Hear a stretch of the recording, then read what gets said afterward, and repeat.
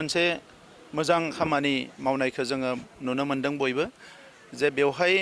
रौता ओनसोलनिफ्राय बर' माहारिनि गोलाव समनि हारिखौ आबुं महरै दाफुंनाय हारिखौ रैखाथि होनायनि जांख्रिथायाव बाहागो लाबोनाय जोंनि बै समनि बर' थुनलाइ आफादनि दैदेनगिरि सोरबां सुबुं बिहुराम बर' बिथां लोगोसे जोंहा दुलाराय बर' फरायसा आफादनि मोनसे समनि गोख्रों दैदेनगिरि आफादगिरिबो जाबोनाय आरो एमएलए जाबोनाय करेन्द्र बसुमतारी आरो दुलाराय बर' फरायसा आफादनि मोनसे समनि सासे गोख्रों दैदेनगिरि महेश्वर बसुमतारी बिथां साथामनि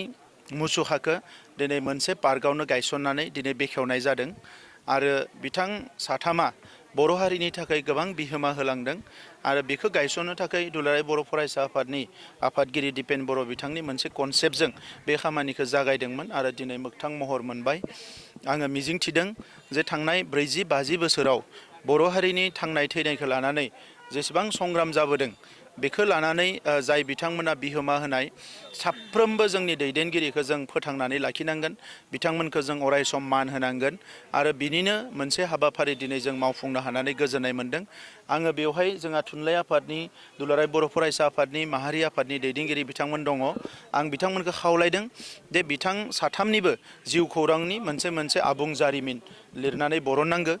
फैबाय थानाय समाव होमब्लासो गोदान जोलैया मिथिनो हागोन जे बिथांमोना बोरैहाय सेक्रिफाइस खालामदोंमोन गावनि न' बांफोरखौ गारनानैब्लाबो फेमिलिखौ दसे सम दोनथ'नानैबाबो हारिनि थाखाय जेरैबायदि मावदोंमोन भलेन्टारिलि बेसेबां माने हार्ड मोनसे सिटुएशनाव बिथांमोना मावलांदोंमोन